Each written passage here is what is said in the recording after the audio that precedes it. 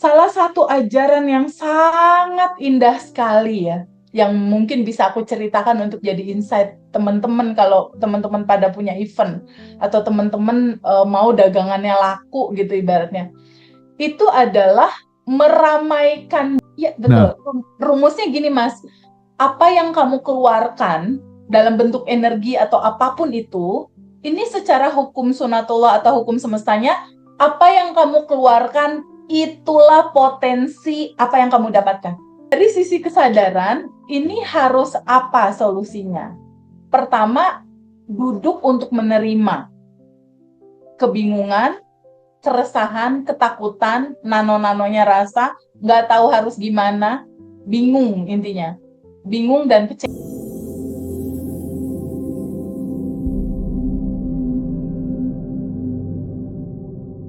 30 tahun terakhir tuh banyak sekali guru-guru kehidupan gitu yang hadir dalam kehidupan aku.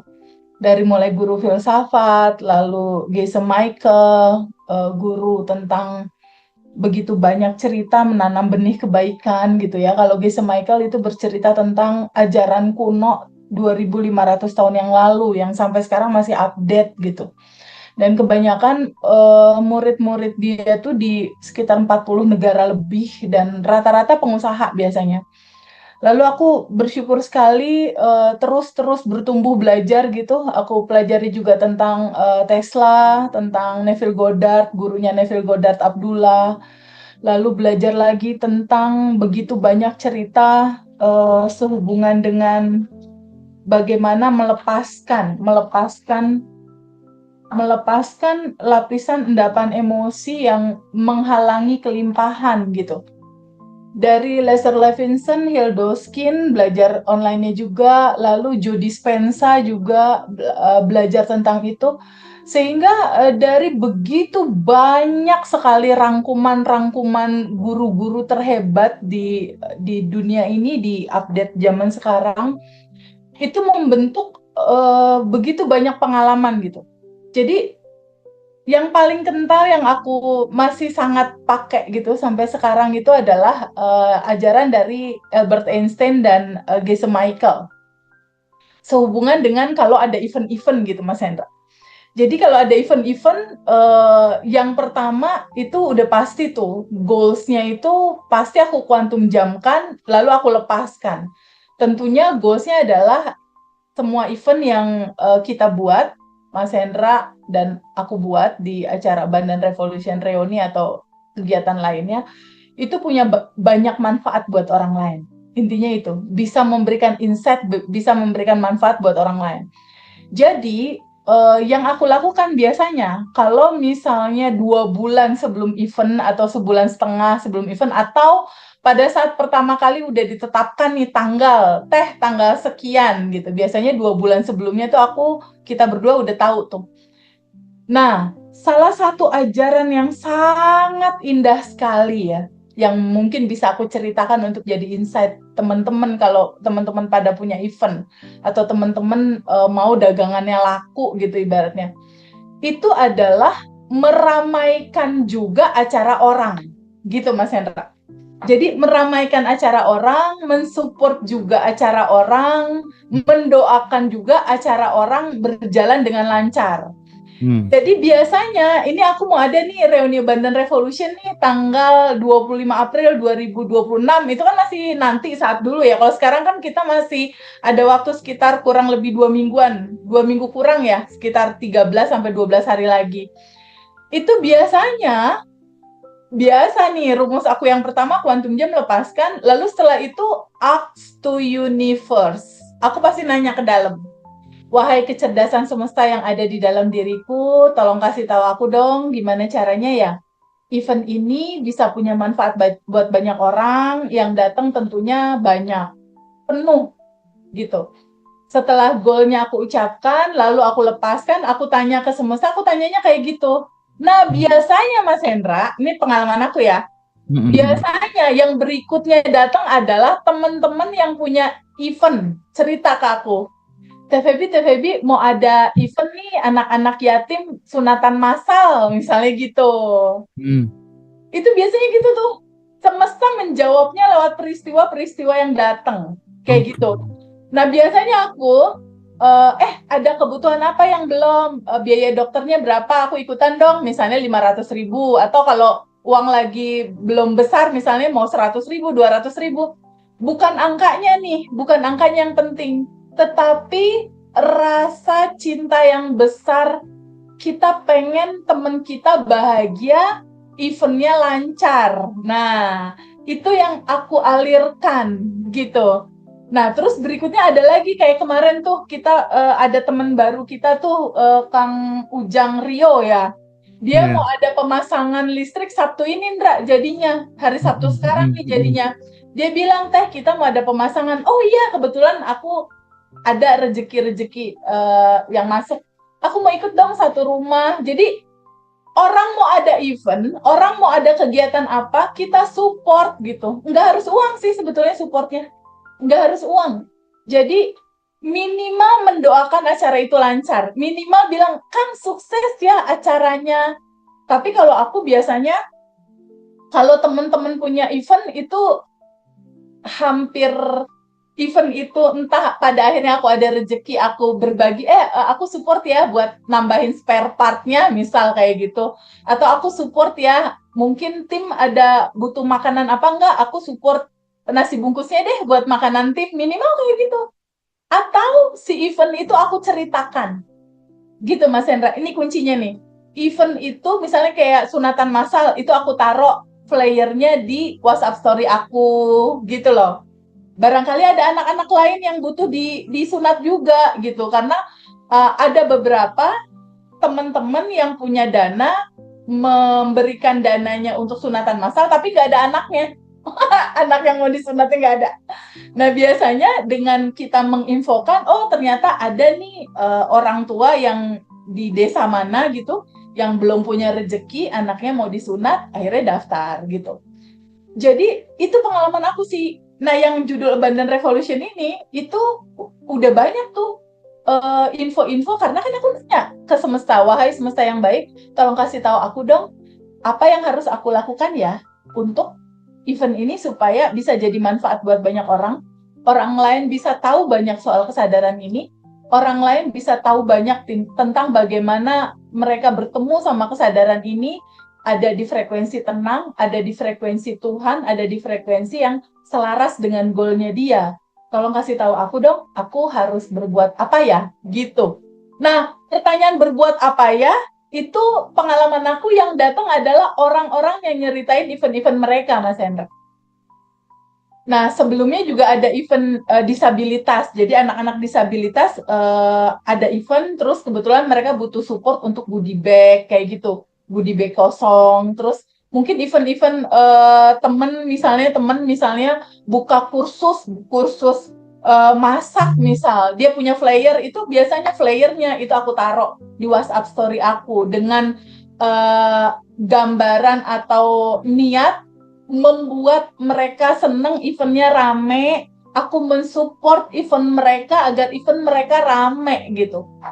Nah itu biasanya yang aku lakukan, entah itu uang, entah itu tenaga, entah itu membantu mensiarkan event-event teman-teman yang lain juga biar rame dan penuh, atau minimal kalau aku nggak bisa lakukan apapun, aku mendoakan event dia rame, lancar, dan sukses gitu Mas.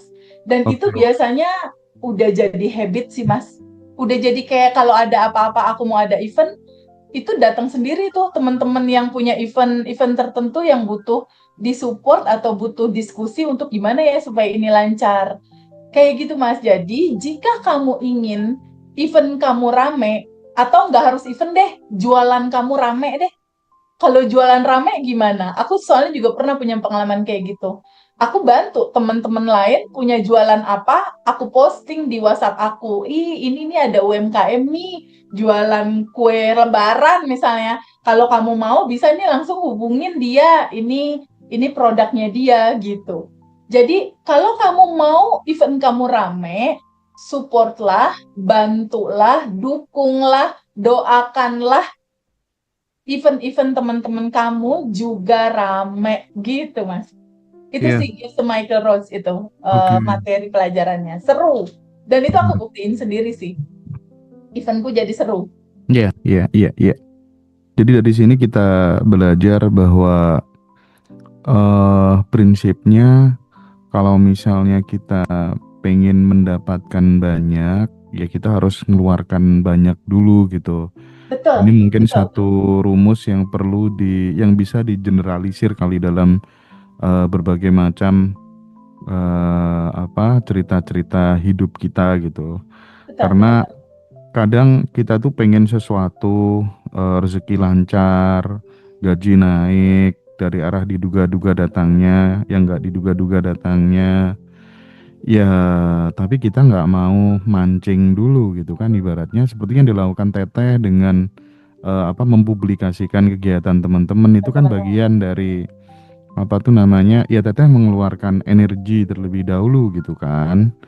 Nah, ini yang kadang jarang orang memang punya kesadaran untuk mempraktikannya. Jadi dari sini kita pokoknya mulai aware bahwa apapun yang kita lakukan keluar sekecil apapun, energi itu nggak akan pernah hilang. Dia akan tersimpan dan dia akan kembali ke diri kita sendiri. Kurang lebihnya begitu ya Teh ya. Iya, betul. Nah, Rumusnya gini, Mas. Apa yang kamu keluarkan dalam bentuk energi atau apapun itu, ini secara hukum sunatullah atau hukum semestanya, apa yang kamu keluarkan itulah potensi apa yang kamu dapatkan. Kuncinya itu, Mas. Apa yang hmm, kamu keluarkan itulah potensi apa yang pasti kamu dapetin. Jadi kalau untuk teman-teman yang saat ini rezekinya lagi seret, kalau misalnya lihat saldo sakit perut gitu ya, lihat segala sesuatu itu nggak nyaman gitu. Kalau kamu mau memahami satu prinsip yang barusan, uang yang kamu keluarkan dalam bentuk apapun itu adalah potensi uang masuk sebetulnya. iya, Nggak perlu aku diharapin karena itu udah iya, sistem. bener banget, bener banget. Bahkan aku bertemu banyak orang gitu ya, yang dia ngajari kalau kamu masih menganggap bahwa 50 juta itu sangat besar sekali, maka potensimu dapat 50 juta itu akan luamah gitu ya. Iya Nah, betul, kalau betul. kamu mengeluarkan uang 50 juta itu berat banget, maka kamu dapatkan 50 juta juga berat banget gitu. Jadi sebenarnya kita itu butuh habit, butuh nyali, dan nyali itu terkadang perlu dorongan dari teman-teman yang levelnya itu di atas kita. Kalau nggak gitu kita akan stagnan gitu. Karena memang kita nggak pernah berubah Teh. Kalau nggak pelan-pelan dipaksa, dilatih, dilatih gitu kan. Sama halnya lah ketika kemudian seseorang itu masih takut misalnya berada di rumah tingkat, lantai lantai hotel misal lantai 36 gitu. Lihat ke bawah kan, iya kan agak-agak gimana gitu ya. Tapi kalau udah biasa ya ya udah akhirnya jadi itu yang bakal merubah diri kita kan. Nah, eh kita hari ini sebenarnya nggak ada tema gitu ya. Aku sendiri ngeblank mau mau tanya apa gitu. Tapi aku ada sedikit Ya begitu cerita sih gini. Mas. Nggak apa-apa, ngalir aja. Aku Ada aku masanya begitu ada sih. ada sedikit sedikit cerita gini Teh. Aku tuh punya temen, Ya, dia tuh kelebihannya tuh selalu main ke rumah teman-temannya dia di masa lalu gitu, teman SD, oh, teman SMP yang hidupnya di bawah dia gitu. Maksudnya yang jualan jualan gelali, gula gula Jawa aren yang diolah dengan tertentu gitu atau segala macam gitu. Itu semua dia datangin. Itu kelebihannya dia sih. hmm, Nah, salah satunya juga kadang mampir ke rumah gitu. Terus kemudian cerita, bro, ini aku habis putus tunangan sama calonku gitu. Jadi dia tuh seorang duda. Terus kemudian mau nikah kan, calonnya itu janda. Nah, terus waktu mau pernikahan, waktu setelah tunangan tuh baru tahu si temenku itu kalau si ceweknya tuh udah hamil sama mantannya yang dulu gitu kan. oke. Nah, kita tahu kan orang proses sudah apa tuh namanya, sudah masuk ke langkah tunangan, itu kan berarti kan Udah kedekatan serius. emosionalnya udah sangat luar Mm-mm. biasa, setiap hari saling menyapa dan lain sebagainya gitu. Betul. Nah, karena melihat peristiwa yang seperti itu, akhirnya diputuskanlah kedua calon ini untuk kemudian bisa tidak melanjutkan lagi hubungannya. Nah, si temenku ini kan galau ya kan. Ini gimana ya kan caranya melupakan dengan mudah, di satu sisi masih susah dilupakan, tapi di sisi lain iya gimana nggak bisa bersatu lagi gitu kan. Nah, di titik seperti ini kan nggak semua orang bisa melewati fase-fase yang seperti ini, kan nggak mudah gitu. Betul. Nah, ini kan sebagai laki-laki kan dia juga harus berpikir nih, mau jadi laki-laki yang bener-bener laki-laki atau jadi orang yang mulia gitu kan ya. Kalau dia akhirnya kan memilih untuk aku wong lanang gitu kan, akhirnya memilih untuk pisah kan. Tapi kan dia juga kesulitan dengan perasaan yang dia. Nah, itu menurut Teteh gimana solusinya? Ya, kadangkala perjalanan dalam realitas seperti itu nggak bisa dihindari, Mas Hendra. Itu terjadi sama dia atau sama Mas Hendra atau sama aku atau sama siapapun. Kita nggak pernah bisa menolak realita itu harus terjadi dalam kehidupan kita. Kenapa? Rumusan utamanya adalah sebagaimana yang di luar, seperti itulah yang di dalam sebetulnya. Jadi ketika di titik sekarang dia ada rasa bingung kan utamanya pasti bingung tuh. Bingung, ada rasa kecewa juga, ada rasa marah juga, ada rasa resah juga pasti, ada rasa khawatir juga, ada rasa galau juga gitu. Nah, semua inti-inti rasa itu, itulah gambaran daleman dia yang merefleksi menjadi kejadian lewat cerita cinta wanita yang dia cintai itu gitu. Jadi kalau aku jadi dia, misal ya dalam versi cerita yang lain lah, misal kisahnya kurang lebih bingung dan resahnya sama kayak dia gitu. Apa yang harus aku lakukan? Aku duduk dulu untuk mengakui dan menerima semua rasa ini hadir dalam kehidupan aku. Jadi aku duduk dulu untuk menerima kekacauan perasaan yang aku rasain. Bingung, resah, harus bagaimana. Nah, dari sisi kesadaran, ini harus apa solusinya?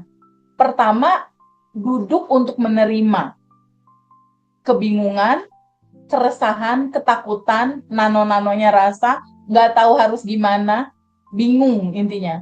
Bingung dan kecewa, anggaplah begitu. Duduk dulu untuk menerima rasa ini hadir dalam kehidupan aku. Aku harus mengalami dan merasakan spektrum rasa yang ini gitu. Nah, setelah duduk, ini rasa mau terus dipegangin terus, mau galaunya terus, tapi biasanya sehari, 2 hari, 3 hari, seminggu ya masih lah ya, masih merasakan itu. Nggak mungkin bisa sehari, 2 hari, 3 hari, seminggu tuh lepas dari rasa itu, enggak. Tapi pertanyaannya, semua rasa-rasa yang hadir ini mau melekat terus di kita gitu. Apakah mau melekat terus di kamu? Atau mau kamu ikhlaskan, kamu terima ini rasa gitu. Jadi memang harus ada momen waktu di mana kamu melarutkan dan mencairkan dulu semua apa yang ada di dalam batinmu itu gitu. Karena realita yang terjadi itu sebetulnya hanya pantulan. Dia hanya refleksi aja gitu. Hanya pantulan dari dalam batin. Dari dalam batin yang emosi itu sudah ada dan melekat di susunan syaraf tubuhmu sendiri. Dia harus larut terurai, makanya terjadilah peristiwa memancing untuk kita melarutkannya. Kalau kamu sadar, realita itu harus kamu terima, harus kamu sadari, harus kamu larutkan, harus kamu alirkan, itu akan cepat sembuh, Mas. Berarti yang narik peristiwa itu dia sendiri lewat emosi yang masih belum terurai, intinya gitu. Betul. Dia Hmm. sendiri, karena kamulah pencipta realitamu. Dari mana dari kisah masa kecil ya, itu tuh mainannya Mbak Manda tuh yang inner child itu. Dari semua yang tersimpan, makanya ini penting banget nih teman-teman hadir juga nanti di bootcamp ya Mas Hendra ya. Iya, iya, Hadir di iya. bootcamp di Jogja tanggal 30 Mei 2026 karena ada lengkap sekali itu acara. Ada Mbak Manda beresin inner child, ada Bapak Mardi Guwowi yang akan menceritakan bagaimana membangkitkan infinity yang ada di dalam dirimu, infinity soul yang ada di dalam dirimu. Bagaimana kamu memacu you are creator. Wah, mantap. Terus dari sisi aku, tentunya aku akan mengasah lebih dalam lagi tentang bagaimana mewujudkan realita itu. Jadi, sejujurnya Mas Hendra, semua cerita hidup kamu, aku, teman-teman semua, itu semuanya tertanam di semua data yang terekam di masa kecil. Yang terjadi sekarang cuma cuplikan-cuplikan pantulan apa yang sudah tersimpan di dalam, Mas. Nah, terus Teh, kalau kalau misalnya nih kondisi seperti ini tuh dialami oleh mereka yang overthinking. Hmm, Ini kan mau mindfulness kan susah banget gitu ya, karena iya, dikit-dikit pikiran ke sana, ke sana, ke sana, ke iya. sana gitu. Apa dong sarannya dari Teteh? Karena kalau mungkin 1, 2, 3, 4 hari, 5 hari